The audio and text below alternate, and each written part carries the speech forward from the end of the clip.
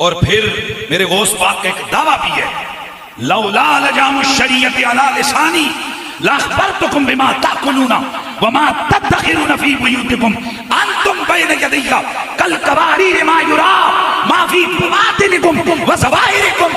غوث پاک فرماتے ہیں اللہ کی قسم اگر میری زبان پر شریعت کی لگام نہ ہو، لوگوں جو گھروں سے کھا کے آتے ہو وہ بھی تمہیں بتا دوں، جو چھوڑ کے آتے ہو وہ بھی تمہیں بتا دوں۔ تم میرے سامنے آتے ہو، تمہاری حیثیت اس بوتل کی سی ہوتی ہے، جو شیشے کی بوتل ہو، جو اندر ہوتے باہر سے نظر آتا ہے۔ میرے سامنے آنے والوں، عبد القادر جیلانی کی نگاہیں تمہارے باطن کو ظاہر کی طرح دیکھتی ہے اور ظاہر کو باطن۔ حضور غوث پاک رضی اللہ تعالی عنہ آپ کے حوالے سے یہ مشہور ہے کہ آپ کے سامنے جب کوئی بندہ جاتا تو آپ اس کے دل کے حوال کو بیان کر دیتے تھے۔ ماشاءاللہ یار مشہور ہے کہ حضور غوث پاک رضی اللہ تعالیٰ عنہ کے حوالے سے کچھ فقہا نے جب سنا کہ اتنا بڑا فقیہ ہے، انہوں نے کہا ہم نہیں مانتے، چنانچہ بغداد اور اس کے دائیں بائیں سے 100 فقہا آپ کے امتحان کے لیے آئے کہ یار مشہور ہو گیا اتنا عبد القادر جیلانی، تو ادھر فارس کے علاقے سے آ کر یہاں عربیوں میں توجہ، عربیوں میں آ کر یہ اتنا مشہور ہو گیا، چلو ہم اس کا امتحان لیتے ہیں۔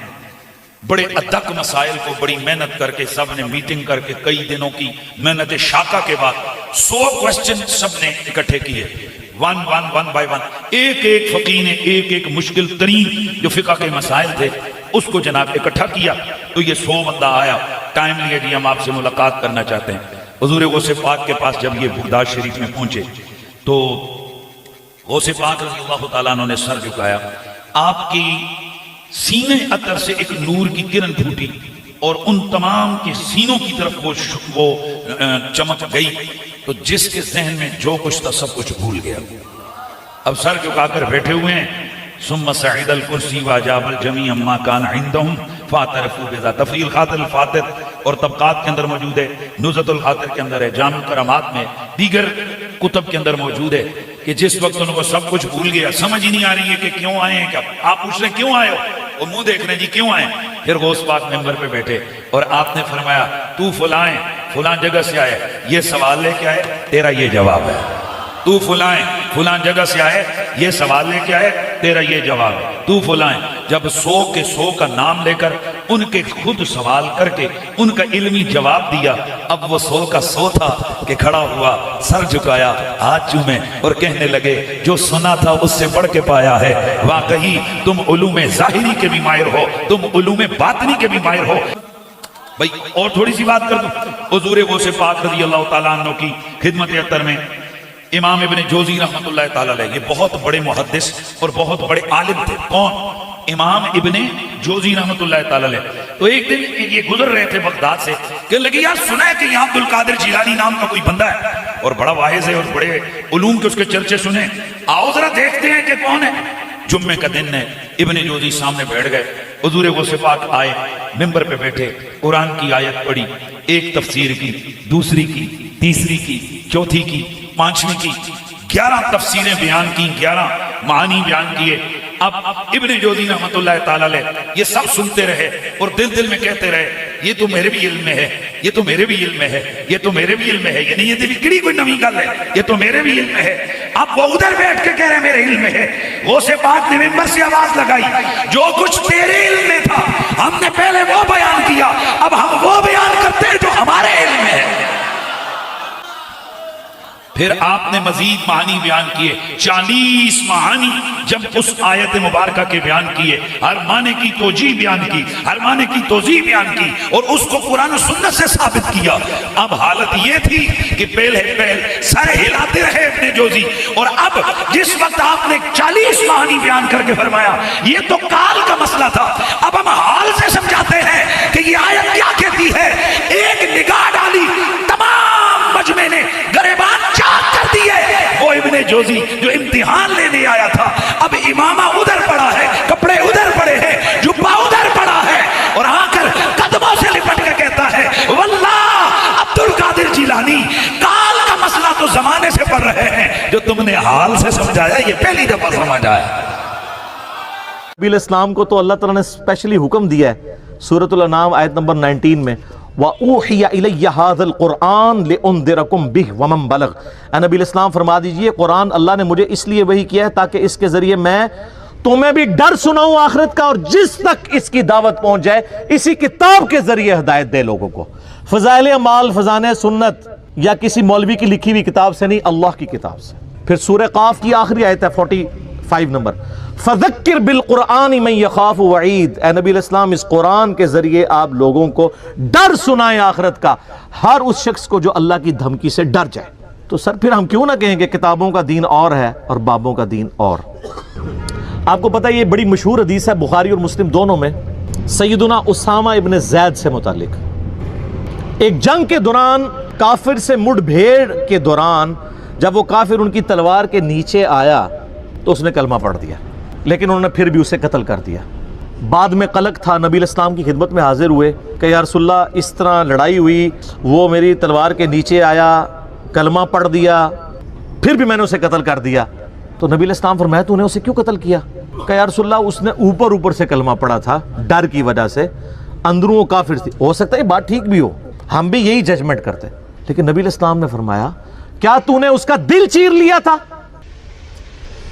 تو صحابہ نے تو نہیں کہا یا رسول اللہ کہ اولیاء اللہ دل کا حال جان لیتے ہیں تو ہم تو اولیاء کے امام ہیں۔ جی میں نے دل چیر لیا تھا، اور جو کہہ رہا تھا اس کو بھی پتا تھا میں کیا کہہ رہا ہوں، کہ کوئی نہیں دل چیر سکتا، صرف نبی کو وحی کی تائید حاصل ہوتی ہے۔ پھر آپ نے فرمایا اسامہ تو کیا کرے گا جب قیامت والے دن وہ کلمہ پڑھتا ہوا اللہ کے حضور تیرے خلاف مقدمہ قائم کرے گا؟ اسامہ تو کیا کرے گا؟ اسامہ تو کیا کرے گا؟ اسامہ تو کیا کرے گا؟ نبی الاسلام یہ الفاظ ریپیٹ کرتے رہے۔ سیدنا اسامہ کہتے ہیں میری خواہش ہوئی کاش آج سے پہلے میں کافر ہوتا اور آج کلمہ پڑھ کے مسلمان ہوا ہوتا، کم از کم میرا یہ گناہ تو دھل جاتا۔ ہوئے ہوئے، اسامہ ابن زید عام بندہ نہیں۔ صحیح بخاری میں حدیث ہے کہ نبی علیہ السلام زانوں پہ ایک طرف حسن ابن علی کو بٹھاتے تھے تو دوسرے طرف اسامہ ابن زید کو، حضور کے بچوں کی مانت، پوتا حضور کا صلی اللہ علیہ وآلہ وسلم۔ بڑے بڑے صحابہ غصے کی حالت میں نبی علیہ السلام کو اپروچ نہیں کرتے تھے تو اسامہ ابن زید سے سفارش کرواتے تھے۔ وہ جو بخاری مسلم میں حدیث ہے جب فاطمہ نامی عورت کی چوری کا مقدمہ آیا اور نبی علیہ السلام کو سفارش کی گئی، وہ بھی اسامہ کے ذریعے کی گئی تھی، لیکن حضور نے ادھر بھی لحاظ نہیں کیا۔ آپ نے فرمایا تم لوگ مجھے سفارشیں کرواتے ہو، اللہ کی قسم تم سے اگلے لوگ اس لیے تباہ و برباد ہوئے، ان کے اشرافیہ کے لیے الگ قانون ہوتے تھے اور عام لوگوں کے لیے الگ۔